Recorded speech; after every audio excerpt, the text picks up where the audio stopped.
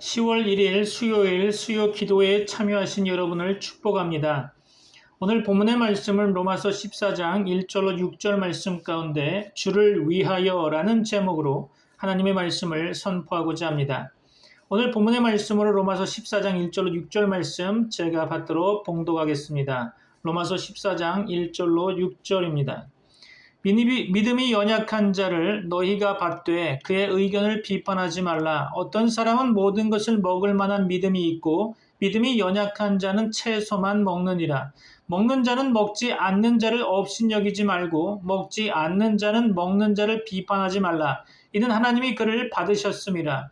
남의 하인을 비판하는 너는 누구냐? 그가 서 있는 것이나 넘어지는 것이 자기 주인에게 있음에 그가 세움을 받으리니 이는 그를 세우시는 권능이 주께 있음이라. 어떤 사람은 이 날을 저날보다 낮게 여기고 어떤 사람은 모든 날을 같게 여기나니 각각 자기 마음으로 확정할지니라. 나를 중히 여기는 자도 주를 위하여 중히 여기고 먹는 자도 주를 위하여 먹으니 이는 하나님께 감사함이요 먹지 않는 자도 주를 위하여 먹지 아니하며 하나님께 감사하느니라. 아멘.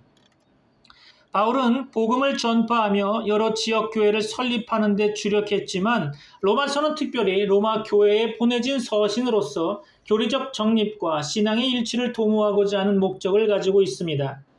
이는 단순한 조직 신학서가 아니라 특정 상황과 목적을 염두에 두고 작성된 서신임을 의미하는 거죠. 로마서는 신약의 다른 서신들과 마찬가지로 역사적 배경 속에서 이해되어야 합니다. 로마 제국 하에서 유대인과 이방인 기독교인들 간의 긴장과 갈등이 존재했었죠.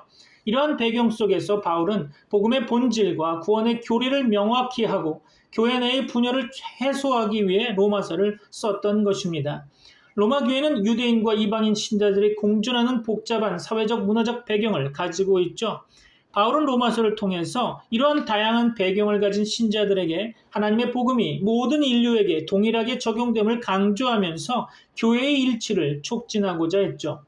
로마서는 기독교 신학의 핵심적인 교리들을 체계적으로 다루고 있습니다.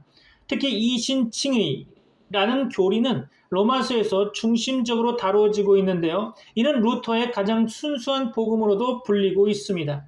이는 믿음으로만 의롭게 된다는 교리로 기독교 신앙의 근본적인 진리를 담고 있죠. 현대 신학에서는 로마서를 통해 믿음과 행함의 조화를 재해석하고 있으며 사회적 정의와 개인의 영적 성장에 대한 새로운 시각을 제시하고 있습니다.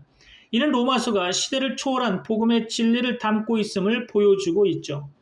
로마서는 단순한 신학 서적을 넘어 기독교 신앙의 근본적인 진리와 실천적 지침을 담고 있는 중요한 서신서입니다. 바울의 깊은 신학적 통찰과 역사적 배경 속에서 형성된 로마서는 오늘날에도 여전히 우리의 신앙생활과 교회 공동체에 큰 영향을 미치고 있죠. 로마서를 통해 우리는 하나님의 구원 계획과 그리스도인의 삶에 대해 깊이 있게 이해할 수 있으며 이는 우리의 신앙 여정에 있어 중요한 지침이 될 것입니다. 로마서를 깊이 탐구함으로써 우리는 더욱 성숙한 신앙인으로 성장할 수 있으며 하나님의 뜻을 온전히 이해하고 실천하는 삶을 살아갈 수 있을 것입니다. 자, 오늘 본문을 통해서 하나님의 말씀을 상고해 보고자 합니다. 우리가 예수를 믿는다는 그 믿음은 나의 행위에 불과하고 성경에서 말씀하는 믿음은 우리의 믿음을 말하는 것이 아님을 우리는 로마서를 통해서 계속 확인하고 있죠. 누군가 하나님의 생명을 받았다면 그것은 우리의 믿음이 아니라 예수님의 믿음일 것입니다. 그렇다면 오늘 본문 1절 말씀 가운데 믿음이 연약한 자를 너희가 받되 그의 의견을 비판하지 말라라고 했는데요. 이 말씀을 어떻게 이해해야 할까요? 믿음이 연약한 자가 있다면 반대로 강한 자도 있다는 말일까요? 직역하면 그러나 병들어 힘없는 자를 믿음으로 영접하여 그의 생각들을 비판하지 말라라는 말로 해석할 수 있을 것입니다. 로마서 13장 14절 말씀 가운데 예수 그리스도로 옷 입고 정욕을 목적으로 육의 것을 계획하지 말라라고 했는데요. 육의 것을 계획하지 않는다고 해서 무조건 연약한 자를 거부하는 것이 되어서는 안 된다는 것입니다. 그래서 1절 말씀 가운데 맨 앞에 그러나라는 접속사를 원문에서는 사용하고 있죠. 여기서 표현된 연약한 자란 말은 일반적으로 병들다, 힘이 없다라는 뜻을 가지고 있는데요. 성경적 입장에서 말하자면 죄악 가운데 있는 인간의 상태를 의미한다고 볼 수 있습니다. 2절 말씀에서 어떤 사람은 모든 것을 먹을 만한 믿음이 있고 믿음이 연약한 자는 채소만 먹느니라 라는 말씀을 통해서 문맥적으로 보자면 어떤 음식에 대해 먹을 수 있고 없는 문제를 율법을 행하는 것으로 생각하기 때문에 병들어 있다는 것입니다. 한마디로 말씀드리면 예수 그리스도의 믿음이 없는 자를 연약한 자로 표현하고 있다는 거죠. 당시 로마 시대에는 신화에 의한 많은 우상들이 있었고요. 모든 육류나 어류는 그 우상의 제물로 바쳐진 후에 시장에 나오게 됩니다. 그렇기 때문에 그것을 그대로 취한다는 것은 우상을 인정하고 섬기는 일에 참여하는 것으로 생각했겠죠. 그래서 바울 사도는 고린도전서에서 이렇게 기록하고 있습니다. 참고로 고린도전서 10장 25절로 28절입니다. 무릇 시장에서 파는 것은 양심을 위하여 묻지 말고 먹으라. 이는 땅과 거기 충만한 것이 주의 것임이라. 불신자 중 누가 너희를 청할 때에 너희가 가고자 하거든 너희 앞에 차려놓은 것은 무엇이든지 양심을 위하여 묻지 말고 먹으라. 누가 너희에게 이것이 재물이라 말하거든 알게 한 자와 그 양심을 위하여 먹지 말라. 그렇죠. 이런 말씀을 보면 상당히 애매합니다. 시장에 나와 있는 어떤 고기도 다 우상, 재물이라는 거죠. 그런데 묻지 말고 먹으라는 것입니다. 그런데 누가 그것이 우상 제물이라고 말하면 먹지 말라는 거죠. 자, 고린도전서 8장에 보면 이렇게 말씀하고 있습니다. 4절로 6절인데요. 그러므로 우상의 제물을 먹는 일에 대하여는 우리가 우상은 세상에 아무것도 아니며 또한 하나님은 한 분밖에 없는 줄 아노라. 비록 하늘에나 땅에나 신이라 불리는 자가 있어 많은 신과 많은 주가 있으나 그러나 우리에게는 한 하나님 곧 아버지가 계시니 만물이 그에게서 났고 우리도 그를 위하여 있고 또한 한 주 예수 그리스도께서 계시니 만물이 그로 말미암고 우리도 그로 말미암아 있느니라. 그렇죠. 성도에게 있어서 우상이란 없습니다. 하나님 외에는 다른 신이 없는데 어떻게 우상이 존재할 수 있겠습니까? 우상을 섬긴다는 것은 없는 신을 인간들이 오해하여 만들어 섬기는 것일 뿐이죠. 그러므로 우상에게 바쳐진 제물이란 성도에게는 아무것도 없는 신에게 바쳐진 것이기 때문에 그것은 아무것도 아니라는 거죠. 그러나 그것을 가지고 서로 판단해서는 안 된다는 것입니다. 판단한다는 것 자체는 그 판단하는 사람의 관심이 사람에게 있다는 증거죠. 그래서 바울 사도는 먹는 자는 먹지 않는 자를 없인 여기지 말고 먹지 않는 자는 먹는 자를 비판하지 말라. 이는 하나님이 그를 받으셨음이라 라고 선언하고 있는 것입니다. 여기서 비판이란 말은 심판이라는 의미로 이해하면 되겠죠. 하나님이 그를 받으셨음이라 라는 말은 구원받았다는 의미로 이해할 것이 아니라 하나님이 알아서 심판하실 일이지 죄인들이 심판할 일이 아니라는 뜻입니다. 하나님은 음식에 대해서 먹는 자나 먹지 않는 자의 구분으로 보시는 것이 아니라 믿음에 대한 문제로 보시기 때문이죠. 그래서 바울 사도는 4절 말씀 가운데 남의 하인을 비판하는 너는 누구냐? 그가 서 있는 것이나 넘어지는 것이 자기 주인에게 있음에 그가 세움을 받으리니 이는 그를 세우시는 권능이 주께 있음이라 라고 주인과 하인에 대해 비유를 말하고 있습니다. 주인이 세운 것에 대해서 누구도 말할 수 없는 것과 마찬가지로 하인은 주인의 소관 아래 있다는 것을 통해 율법을 세우고 폐하는 문제에 대해 말씀합니다. 그렇기 때문에 세우고 폐하는 것에 대해 인간들이 심판한다는 것은 주인에 대해서 알지 못하고 서로 주인 노릇을 하고자 하는 월권 행위라는 거죠. 이어서 어떤 사람은 이 날을 저날보다 낮게 여기고 어떤 사람은 모든 날을 같게 여기나니 각각 자기 마음으로 확정할지니라. 나를 중히 여기는 자도 주를 위하여 중히 여기고 먹는 자도 주를 위하여 먹으니 이는 하나님께 감사하며 먹지 않는 자도 주를 위하여 먹지 아니하며 하나님께 감사하느니라 라고 날에 대한 문제까지 언급하고 있죠.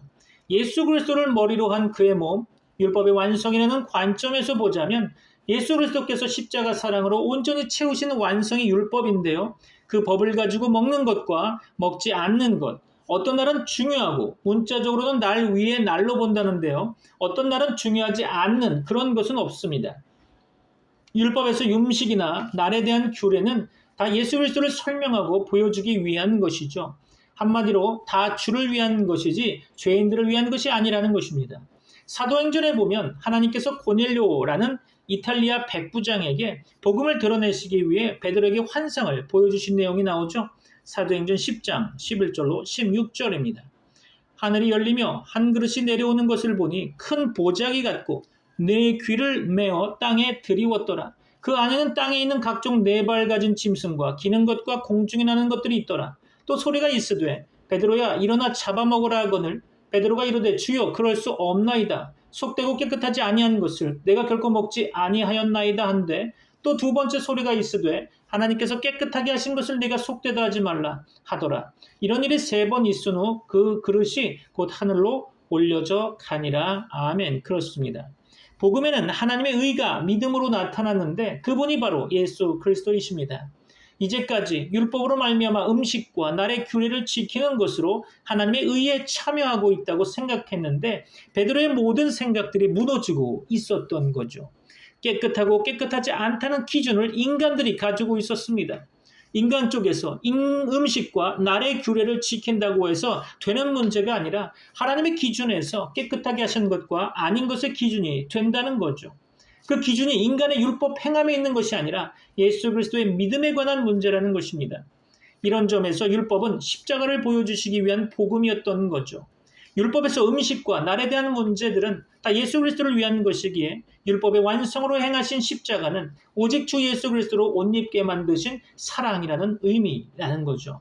그래서 바울 사도는 주를 위하여라고 3번씩이나 강조하면서 하나님께 감사한다고 표현하고 있습니다. 그러면 우리는 무엇이든지 주를 위해 하면 된다고 생각하고 있죠. 또 방법적인 것으로 붙잡습니다. 성경이 말씀하는 것은 방법이 아니죠. 관심과 중심이 어디에 초점이 맞춰져 있는가를 우리에게 말씀하고 있는 것입니다. 자기 자신을 위해 무엇이 낫다, 아니다를 생각할 문제가 아니라는 거죠. 예수님은 십자가에서 인간들의 죄를 폭로하시며 복음을 선포하셨습니다. 그리고 자신의 몸된 교회에 예수님의 믿음을 넘겨주셨죠. 예수 그리스도로 옷 입었다면 그 믿음에 의해 주를 위하여 살게 되어 있다는 것입니다. 참고로 골로새서 2장 14절로 17절 말씀 볼까요?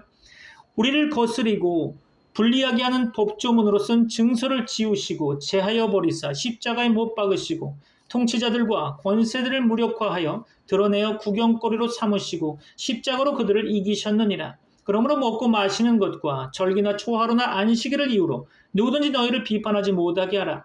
이것들은 장래일의 그림자이나 몸은 그리스도의 것이니라. 아멘. 그렇죠. 모든 율법의 내용은 십자가로 인한 그리스도의 몸을 보여주신 것입니다.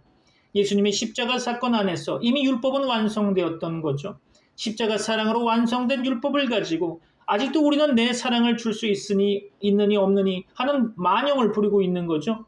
그것은 십자가로 말미암아 이루신 한 몸됨을 무시하는 행위인 것입니다. 그래서 바울 사도는 갈라디아를 통해서 이렇게 말씀하고 있죠. 갈라디아서 4장 10절로 11절입니다. 너희가 날과 달과 절기와 해를 삼같이 지키니 내가 너희를 위하여 수고한 것이 헛될까 두려워하노라. 그렇습니다. 예수 그리스도와 한 몸 된 교회요 성도에게는 무엇을 먹어도 괜찮고 어떤 날이라도 이제는 그리스도와 함께하는 날입니다. 그래서 이전의 설교 가운데 모든 시간이 예수 그리스도 안에 있다고 우리는 이미 확인했었죠. 어떤 특별한 날이나 절기, 안식일 때에 하나님이 함께 하시는 것이 아닙니다. 이런 점에서 트리니티 미라클 교회는 어떤 특정한 절기를 지키지 않고 일요일이라고 표현하는 것에 대해 매주 밋밋하고 불편하고 있습니까? 아니면 하나님께서 주신 모든 은혜에 그저 감사가 됩니까? 율법은 하나의 건물과 같은 것이고 우리의 옷과 같은 것입니다. 인간에게 율법이라는 것이 주어지니까 온갖 교리들로 다 치장을 하고 있죠. 마치 건물이 있으면 그 건물을 치장하고 깨끗하게 하는 것처럼 무수한 교리들을 만들어 치장을 한 자들이 유대인들이었습니다. 옷을 입으면 입는 것으로 끝나지 않고 서로의 옷을 비교하면서 더 나은 옷을 입고 자랑하기 위해 더 좋은 옷을 계속 찾는 것처럼 율법의 구체적인 것을 말하지 않고 있기 때문에 더 구체적인 것이 있어야 하고 더 자세한 율법의 조항이 있어야만 더 착해질 수 있는 것처럼 옷을 꾸민 자들이 바로 유대인들이고 우리들의 모습이 아닐까요? 그러나 그 건물의 완성된 모습, 그 옷의 완전한 모습을 나타내시니 율법으로 치장하려고 했던 모든 인간의 수치가 다 드러나고 만 것입니다. 하나님께서 모세의 율법 언약을 인간 세계 안에 집어넣으신 이유가 바로 여기에 있습니다. 인간들의 죄악성을 낱낱이 공개하기 위한 것이었죠. 그러므로 인간은 율법 앞에서가 아니라 율법으로 말미암아 십자가 앞에서 철저하게 죄인이라는 사실이 드러나고 말았던 것입니다.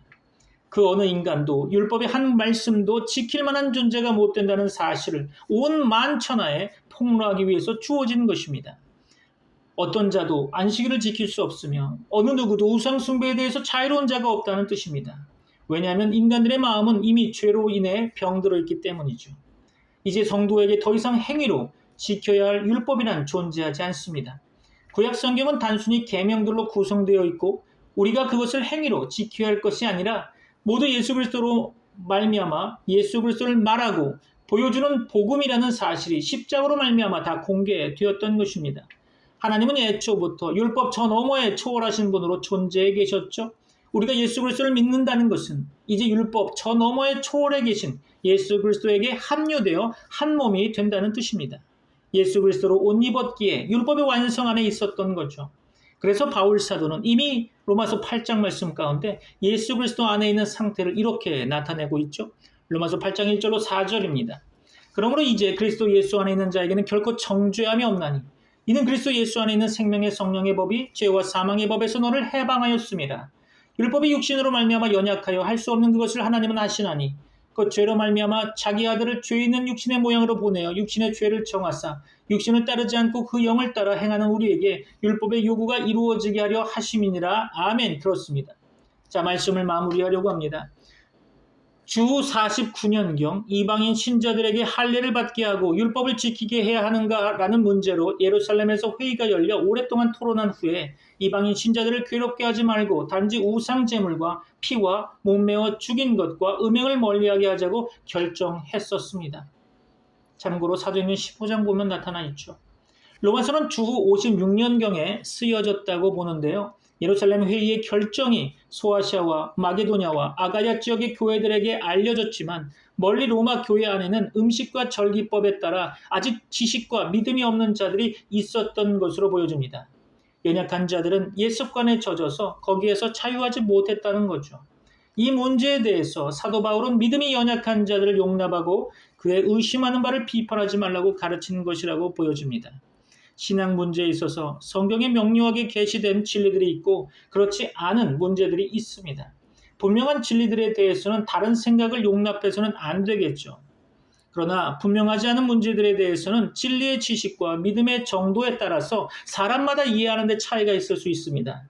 이때 믿음이 있는 자들은 믿음이 연약한 자들을 정죄하지 말고 그들을 포용하고 바른 지식에 이르도록 도와주어야 할 것입니다. 우리는 특히 음식 문제에 있어서 믿음이 연약한 자들을 업신여기거나 판단하지 말아야 되겠죠. 왜냐하면 하나님께서 그들을 다 받으셨기 때문입니다. 하나님께서 그들을 받으셨다면 우리도 그들을 받아야 할 것입니다. 모든 성도는 하나님의 종이며 하나님께서는 그들의 주님이시기 때문에 우리가 믿음이 약한 자들을 판단하는 것은 합당치 않습니다. 그들의 서고 넘어짐이 그 주인이신 하나님께 있고 그들이 넘어진다 할지라도 그들을 세우실 능력이 바로 하나님께 있는 것입니다. 그러므로 우리는 연약한 형제의 부족을 판단하지 말고 오직 하나님께 맡겨야 할 것입니다. 여러분을 축복합니다. 기도하겠습니다. 지금은 우리 주 예수 그리스도의 은혜와 하나님의 사랑과 성령님의 교통하심이 트리니티 미라클 교회 모든 권속들과 세계 교회 위에 이제부터 영원까지 함께 있을지어다. 아멘.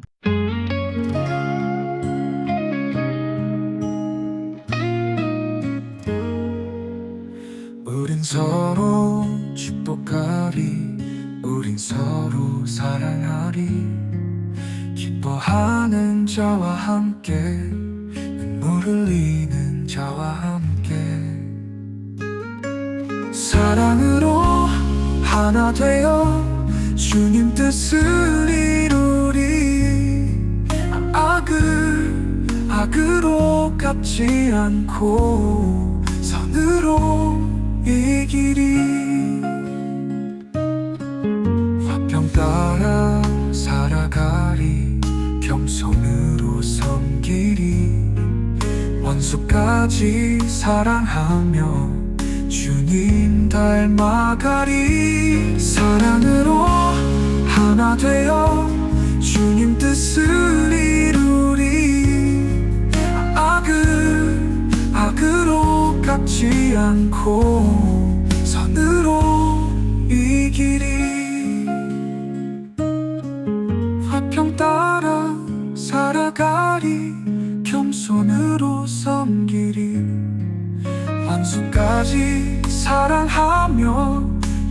주님 닮아가리. 사랑으로 하나 되어 주님 뜻을 이루리.